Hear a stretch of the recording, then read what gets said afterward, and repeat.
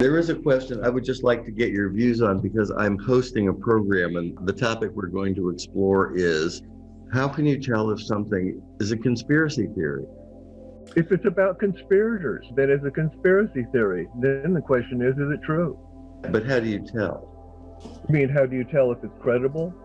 Yes. One thing that's helpful, if you don't have any obvious facts to prove or disprove, is to look at what is unexplained that it explains. Can I have that again? I'd say, look at what the conspiracy theory purports to explain, and if in fact that is unexplained. In other words, there's a lot of doubt about the JFK assassination. The official explanation was not satisfactory to enough people, so we've got a conspiracy theory around it. Same with 9/11. There are a lot of things like that. Why do things always happen that don't seem to be in the people's interest, even though we vote for people? Well, there's the current conspiracy theory that says it's the evil liberals in the swamp, and there's another conspiracy theory that says it's Russia, and you have to see if, you have to see if, in fact, what they purport to explain really has been satisfactorily explained. And then if it hasn't been, what are the questions that arise, and do their answers make sense? Well, for example, science offers criteria that have to do with validity and repeatability and so forth, which may not apply here, but science also has criteria like falsification. Right. Which is something that you can apply here. That's right. You can say to somebody, what evidence would you accept that would convince you were wrong? That's right. And if the answer is nothing, it's a conspiracy theory, isn't it? Well, even if the theory is true, it's a conspiracy theory. This throwing the term conspiracy theory around like we do myth is just completely wrong, because it lets the conspirators off the hook. It immunizes people who are involved in a conspiracy, because as soon as you claim they are, it's just another conspiracy theory. So the first thing about conspiracy theory is you have to allow that there are true ones. And I'm sure in our history we can find some. How about the price fixing in the holding companies and the various things that have monopolies and cooperation with that process? There are conspiracies. They're not all demonic, but whenever people get together to agree on something and it's a secret, it's potentially a conspiracy. Well, yes. The criterion is, are they conspiring to do something that is illegal or that they'd be in trouble for if anybody found out? And that's an all right place to draw the line. Oh, wait, what place is that? If the thing they are agreeing on in secret is something that they would be punished for in some way if it were public, or if it were illegal, and then it's a little bit nefarious. And so whatever the thing is they're planning to do that they don't want known, the severity of the conspiracy depends on how awful that thing is. Could be benign and still technically a conspiracy, but it's nothing to be alarmed about. Yes, well, that's a good question. And I have kind of a... Can you conspire to do something good? Of course. Can't you? Yes. What if you get together with somebody to buy a gift for someone in need and leave it anonymously? Well, yeah, but now we're in the realm of benevolent conspiracy, of theory and philosophy here. But on the ground, what do you do? Well, I highly recommend looking to Jacques Ellul's book, Propaganda, which I think is the seminal study of Western propaganda. And one of the things he says in there is that the differentiating factor between something that's propaganda and something that's not is whether or not it gives you time for reflection. And what he says is that to be effective, propaganda must constantly short-circuit all thought and decision. It must operate on the individual at the level of the unconscious. one must not know they're being shaped by the outside forces, but some central core must be reached in order to release the mechanism in the unconscious, which will provide the appropriate action.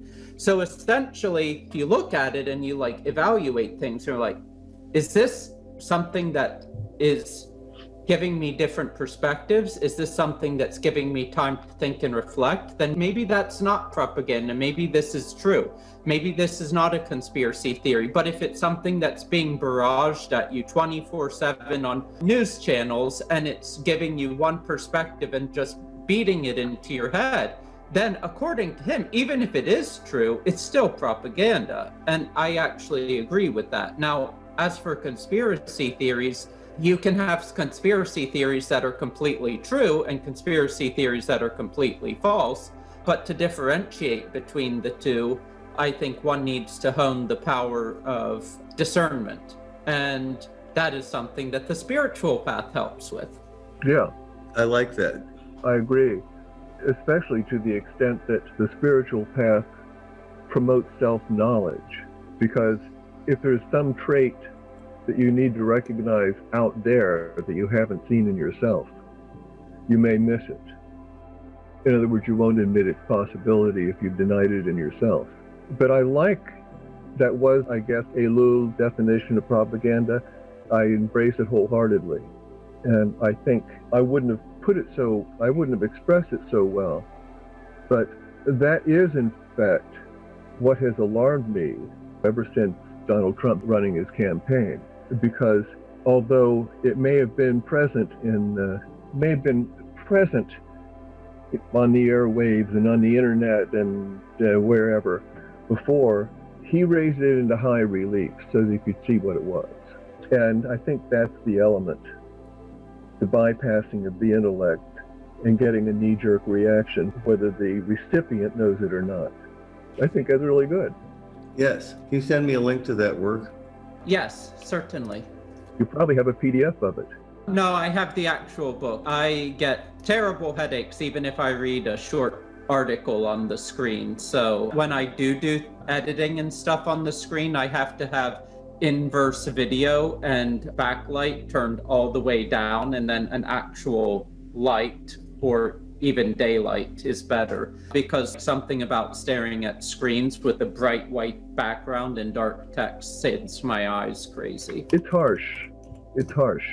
It's nice having something that's searchable. Not all PDFs are, but even if I have the book, it's nice to have an electronic form of it. So if I want to find something in the book, it may or may not be in the index. The book may not have an index. So I like that part about it. I prefer the book too. Well, I bring this up because at this particular time, we all seem to be inundated by theories about what's going on in the world. Yeah. And sometimes we're making our own up because we want things to make sense. Right. So what he says is that you need to have convivial technology. For him, paths are fine. Transportation is fine, but at a certain point, when you get a certain level of speed, let's say above 20 miles an hour, you think you're going faster, but you're going slower. And I see that actually. If I, let's say, wanted to go out now and buy groceries, I need to hop in the car, drive 20 minutes or half an hour through traffic, go to the specific store to get groceries. Whereas in a village in Morocco where you don't have paved roads, I would get out of the house, walk 30 seconds, and get to this little store that has all these things. Sometimes bigger creates these institutions that actually are counterproductive.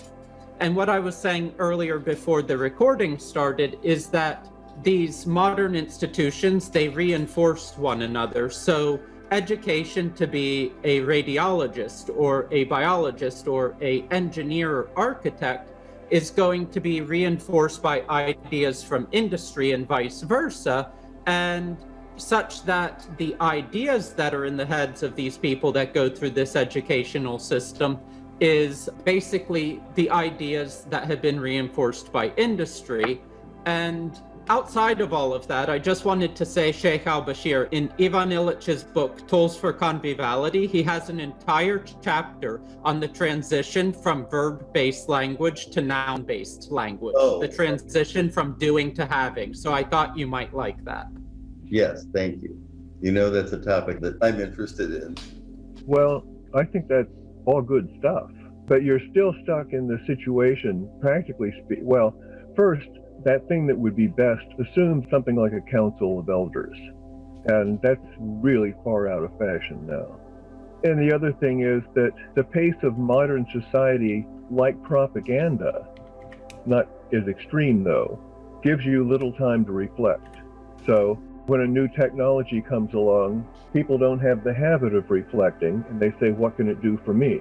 And you're right that what is becomes received wisdom in a certain way, whether it's wise or not.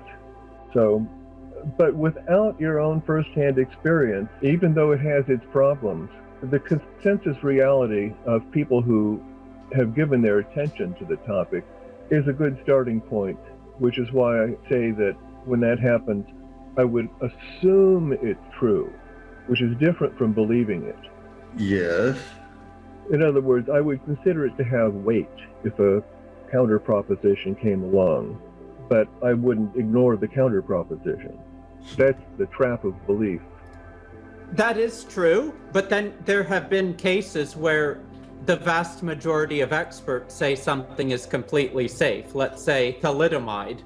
Oh, and yeah. Yet, yeah, it happens. You may assume something is true that really isn't, but there's no way around that if you don't have your own direct experience. And I'd say more often than not, that's the right decision. However, in the times we live in, there's no encouragement to look at the underlying assumptions of anything that is put forth as true. It's either a fact or it isn't, ignoring the fact that fact is a lower level of reality. So, yeah, it's got flaws in it, but without an all-wise council of elders, we're kind of stuck with this thing called progress that everybody seems to believe in.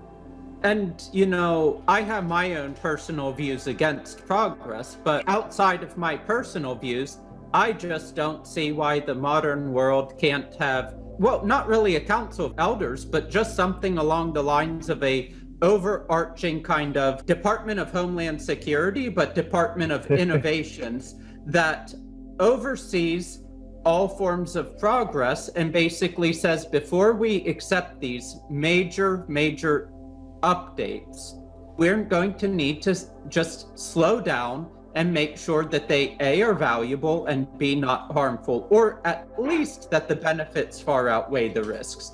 And in the greater scheme of things, waiting 2 years between 4G and 5G, waiting 2 years between the introduction of technology A and technology B does not really do that much harm to anybody except the leaders of industry, because it eats into the profit margins.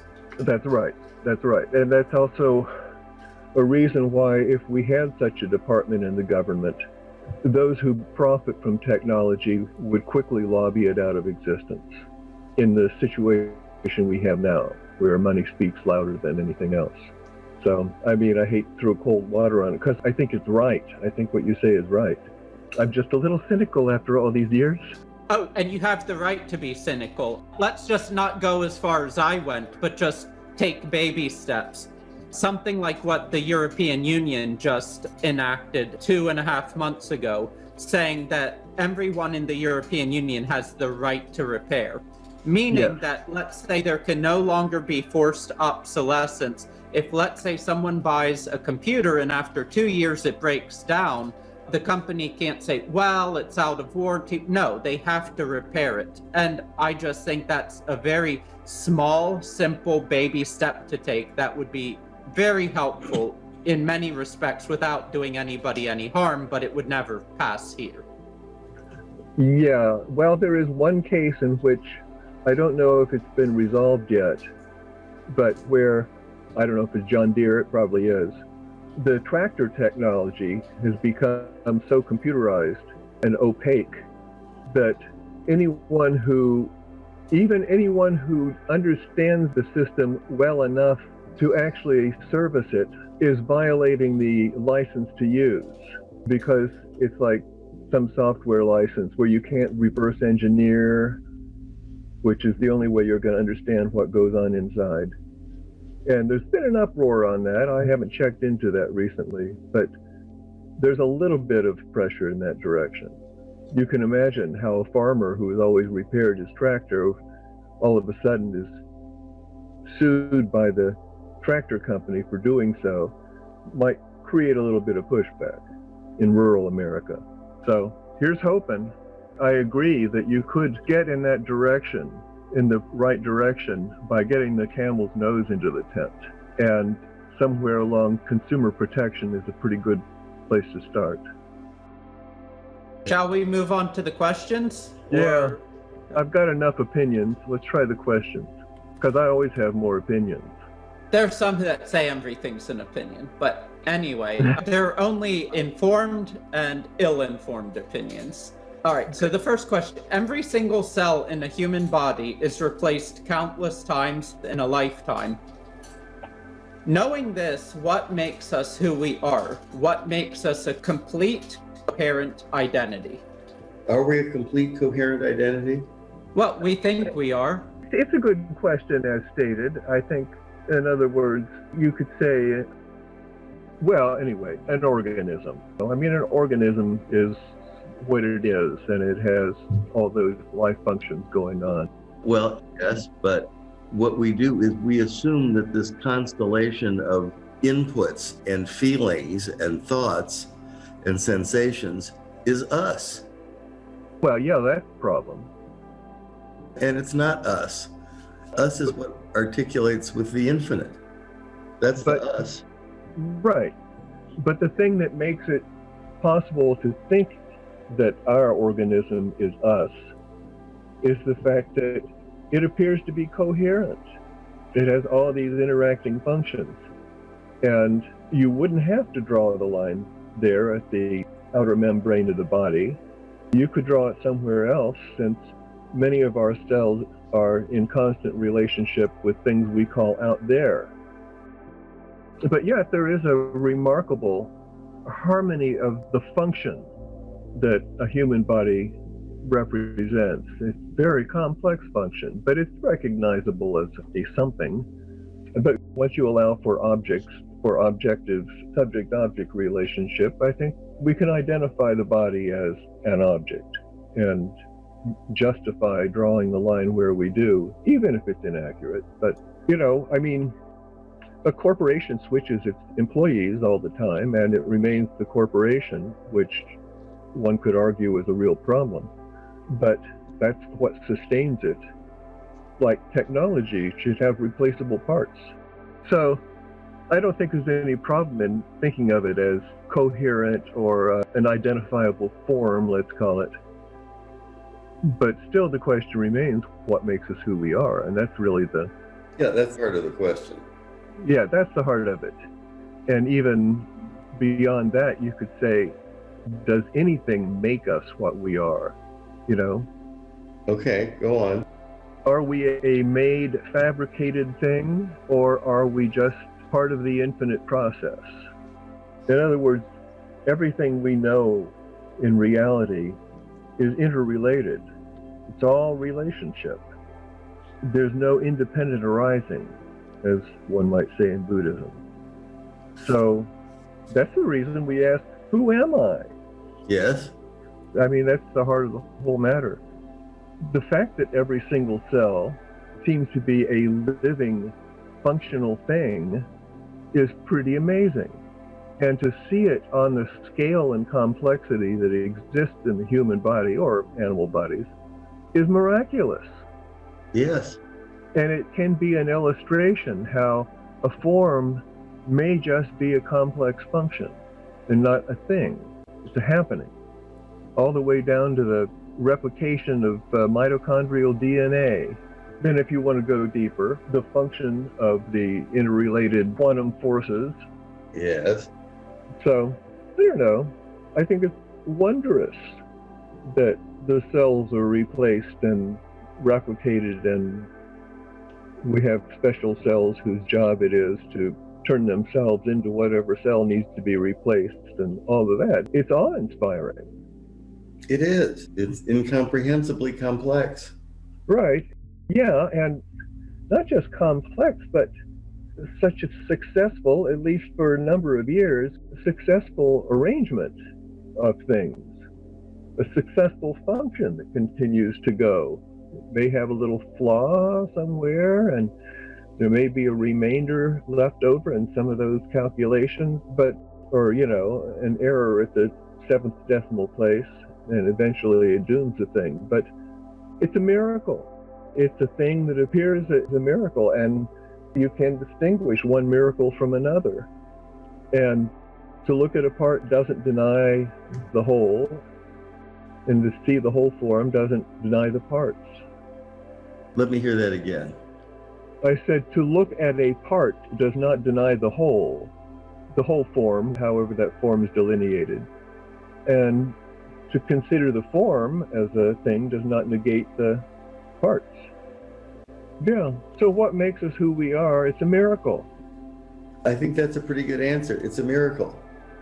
Santa Badria, somehow I think we're not taking your question at the right angle. Well, I think you were dilating on it, but the last response that it's a miracle, I think that's good. Basically, what I was getting at is essentially the physical you that you were a year ago, that you are now, is completely different from the physical you that you were a year ago. So there has to be some sort of explanation for our consciousness. And of course, the biologists have a specific explanation, but I was wondering what your explanation was. And unless you have something else to add, I think the word miracle sums it up fairly well. I think it's a miracle. Well, one could say that a cell could not disappear and be replaced if the reality behind the cell weren't independent of the numerous forms that express it. It's a good way to come at it. Yeah, that's a miracle. I mean, it shows that it's not a cell, but an operation or a function that is not exactly replaced, but just allowed to continue. So sometimes I like functional definitions, even though I can't describe the function. There's an underlying reality. All right, next one. Are you a Panglossian? Namely, do you think that this is the best of all possible worlds? Well, I don't know about all possible worlds, but this is a good one, and it's sufficient for its purpose, which is for us to know and return to the one. And are there better worlds? Are there worlds that facilitate that in better ways? I don't know. CD? Yeah, I remember when I read that story, and I thought Pangloss was a fool, but it could well be that he really understood. Because how can you evaluate all possible worlds? They're all lacking in one critical way. They don't exist. In other words, possibilities are just possibilities. When they're manifested, they've proven their superiority in a sense, because this one that we live in is the one that actually took form, that God breathed life into, as it were. And you might look at another possible world and see that it appears to be superior, but we don't know that our ideas are any proof of superiority. And given that everything that preceded this world up to this instant is what led to this world, assuming causality is useful, then this is the result. It's the only possible world that could have occurred from the preceding causes. And of course, that seems to make God kind of passive. But it's obvious if you look at the world that it's not passive. It's alive. It's a process. It's a living thing. So it depends on what your criterion is for something being better, but it's not unreasonable to think that being manifestable is better. When I first thought about it that way, Pangloss came to mind immediately. And that's where I stand on it at this point. That either the existence of this current world proves it's got something the others don't. Which in itself is a lot, really. Yeah, exactly. Say a lot. Existence, at least this world has the elaboration on being that we call existence, without having taken anything from being. So, that'll do. It's the best world we're going to ever see. Yes. Well, I suppose it says something that Dr. Pangloss was Voltaire's caricature of Leibniz, and Leibniz, who did believe that it's essentially the best of all possible worlds, and he elaborated that in his Theodicy. He also is the first person to use the term Philosophia Perennis. Good for him. Maybe it's not such a bad thing to believe this is a good world. No, I think there are good reasons to believe that. And according to Christian mythology, God beheld his creation and it was good. And as far as it goes, it's the only one he ever made. But I can't be sure of that. We can't say that. All right, next one. Ivan Illich states that simple tools foster individuality, whereas complex tools foster standardization. He gives the example that the diversity in creative output from a pen is far more than the relatively standardized output people produce on computers. And just think about it. You give someone a pen, they can use the pen in a lot of interesting ways. You can use the pen not just in the obvious way for writing, but as a plumb bob. You also, the handwriting for every single person, including identical twins, is going to be different. Whereas with a computer, you only can use it in one way, for one purpose, and when you press the H key, it's going to create an H on the screen. Now, in this hyper-standardized world, let's get rid of the question of whether or not this progress is good or bad, but simply take it for granted that we have these products, and is there anything the path can offer within this standardized world that can help to foster our individuality? And I don't mean individuality from God. So it's taking it for granted we have a unity with God, but I mean our personal creative individuality. Right. Expressions of our personality or of something higher that happens to pass through it. Exactly. Well, how many measurements can you make with a barometer, CD? That's the old story of... I know, that's why I bring it up. I heard it from you. Seda Badria, do you know the old story? No.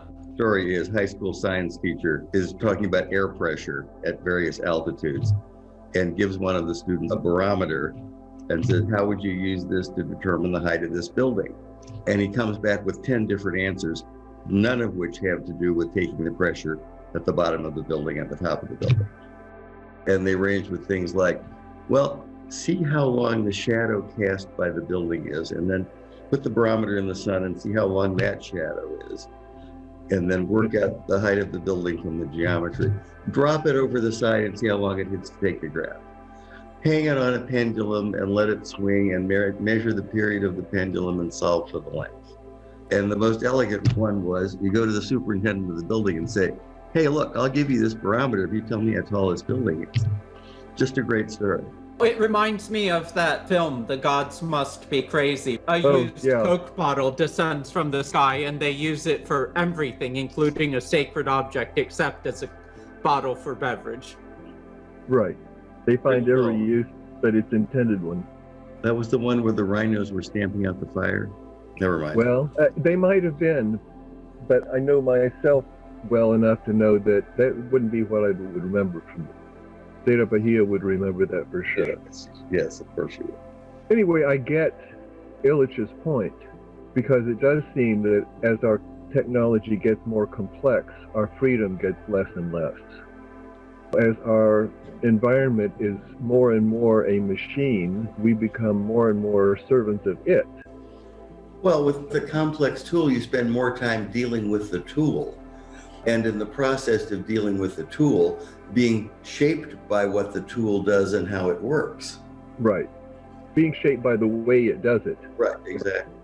I think that's probably more to the point. Yeah. Well, being another cog in the mechanism is another side effect. Precisely. So yes, it narrows our options.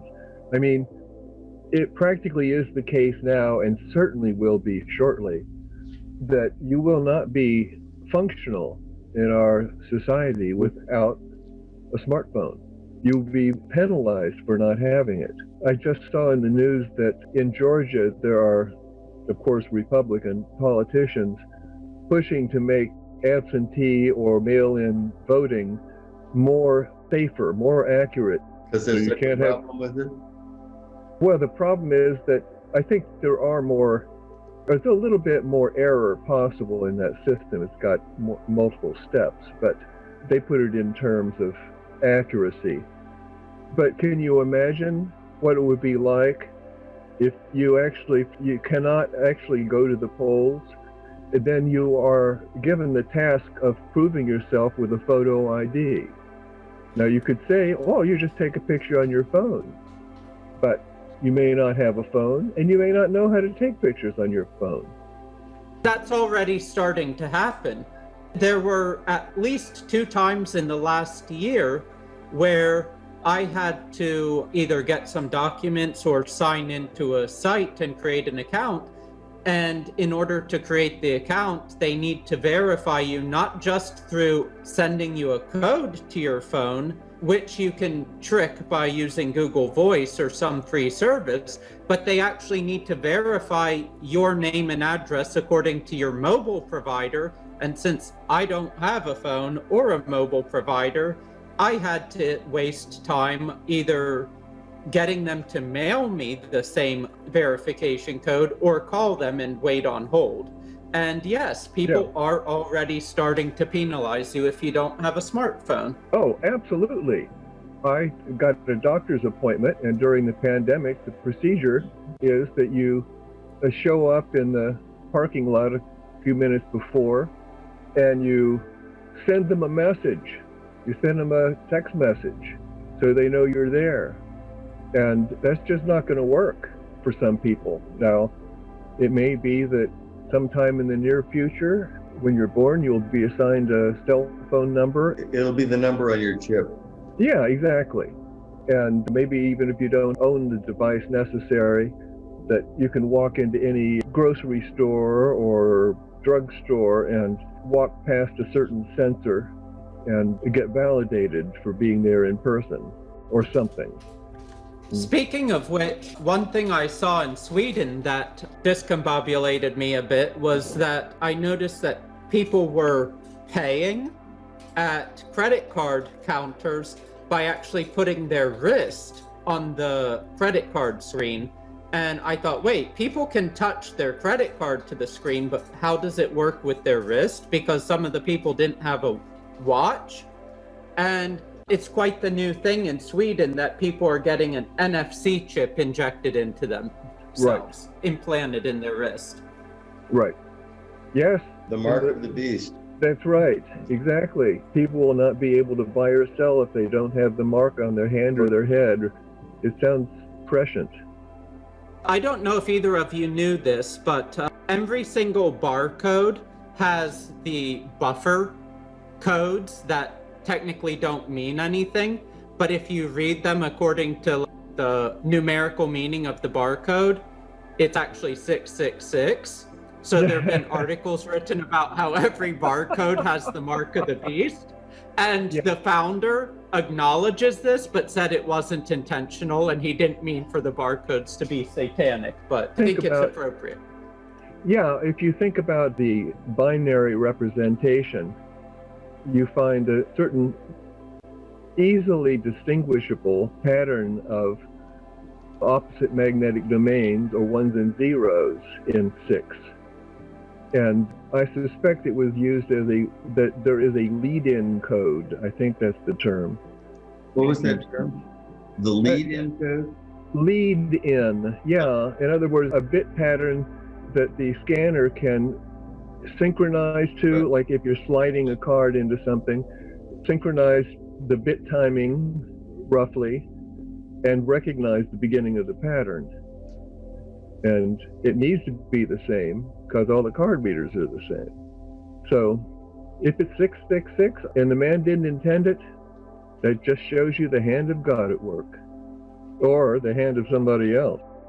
That's a different hand, yes. I just looked it up, and supposedly the founder said that the reason he did it is because his first, middle, and last name all had 6 digits. Oh, good Lord. I find that hard to believe. Yes. Because, I mean, if this is a technical decision, the poor guy, if he didn't consider the binary pattern as terms of machine recognition, I don't know what he was thinking. Because I've seen those kinds of things. When serially transmitted data in internet protocol packets, of course, it's called a header, but when it's actually transmitted at the link level, there's usually some bit pattern that the receiver can use to identify the start of the packet. So, yeah. Anyway, enough of that. All right, anyway, we've been talking about this, but I don't think we actually got to what we can do personally or as a tariqa to help foster people's creative imagination. Help them find out how they already use it. If they don't like what they're creating, maybe they should pay some attention to how it works. Well, what are we talking about in terms of creative imagination? I'm using it in the Corbinian sense, our connection to the mundus imaginalis. All right. I mean, this is a spin-off of the narrowing of possibilities by technology?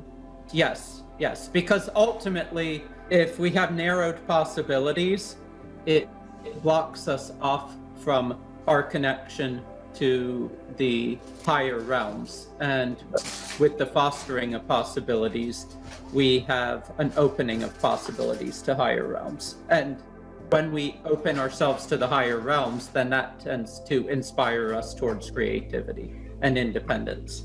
Yes, and I think the more mechanical when life is, either due to the environment or due to lack of imagination, which is the cause and which is the effect. But if all you see is a repetition of the same possibilities, it's going to be hard for you to imagine another one. But, you know, that's the thing, that the path is already a leap of the imagination. And it would be nice if people realized that the very fact that they've come to the path means that they've discovered or been shown an additional possibility, that they've been given to imagine something. What else might they be given to imagine? What else might they be freed up to imagine? Well, but also instead of getting them to ask that question, it might be more facilitative to somehow just put them in a position where they have to do that. Yes, I think so. Instead of assigning it as a contemplative learning experience, it should be a experiential doing experience. Right. So that they can actually discover something they didn't imagine beforehand. Yeah, that's right. And it no longer remains theoretical or hypothetical, but in fact is something immediate and useful. Right. And there may be imagination, the imagination can take one further in contemplation of the principle behind the thing or something like that. And that exploration is also experiential depending on how it resonates. But yes, I think you're right. The best thing is to show someone. Show them and then get them to do it. Well, yes, exactly. To show them how they can have the experience, not just hear about it. Right. Or not hear about it and read about it and think they understand it. That's right. It's much better to discover something that you didn't anticipate. In other words, wasn't in your imagination. Yes, that's necessarily so, because you can't imagine these things. Right, right. And it also shows that the reality of the imaginal world is that things appear in it. That too, yes. Just like reality. That you don't go into it with the foreknowledge of what you will find. Right. You'll only find what you have foreknowledge that you think you will find. Well, that's right. Or you will find supporting material for what you expect is there. Right. All right, that's good. We're running a bit over now, and the rest of the questions I would like to spend some good time on. So, would you like to suspend this until Tuesday? Yes, I would like to do that. And once again, just let me say, I really enjoyed this.